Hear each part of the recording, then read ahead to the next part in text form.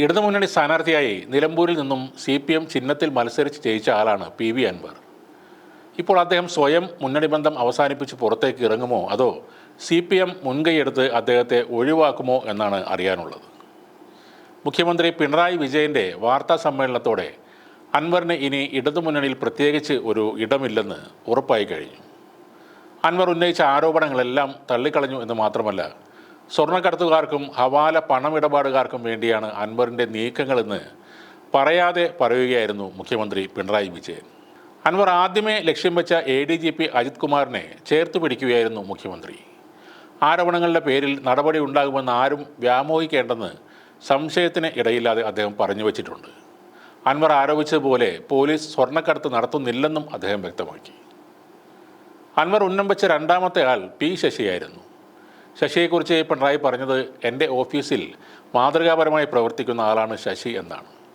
നിയമവിരുദ്ധമായ കാര്യത്തിന് P ശശിയുടെ അടുത്തെത്തിയ അൻവർ അത് ചെയ്തു കിട്ടാത്തതിൻ്റെ പേരിലാണ് ശശിയെ വേട്ടയാടുന്നതെന്ന് ഒന്ന് സൂചിപ്പിക്കുകയും ചെയ്തിരുന്നു മുഖ്യമന്ത്രി.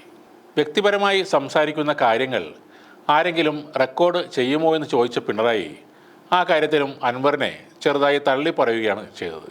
അൻവറിനെ ചെറുതാക്കി കാണിക്കാനുള്ള ശ്രമവും മുഖ്യമന്ത്രിയുടെ ഭാഗത്തു നിന്നുണ്ടായി. ഞാനും അൻവറും തമ്മിലുണ്ടായ കൂടിക്കാഴ്ച വെറും 5 മിനിറ്റ് മാത്രമായിരുന്നു എന്നാണ് മുഖ്യമന്ത്രി വെളിപ്പെടുത്തിയത്.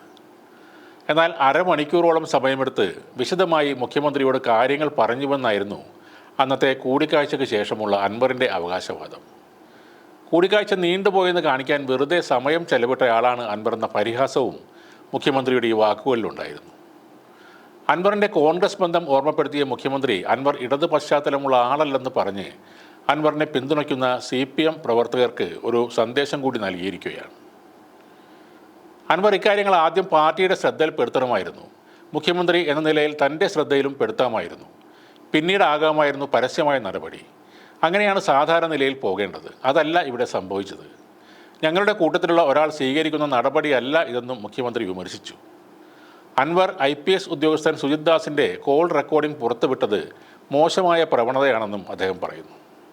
അൻവറിൻ്റേത് ഇടതുപക്ഷ പശ്ചാത്തലമല്ലെന്നും കോൺഗ്രസിൽ നിന്ന് വന്ന ആളാണെന്നും മുഖ്യമന്ത്രി ചൂണ്ടിക്കാണിക്കുന്നു.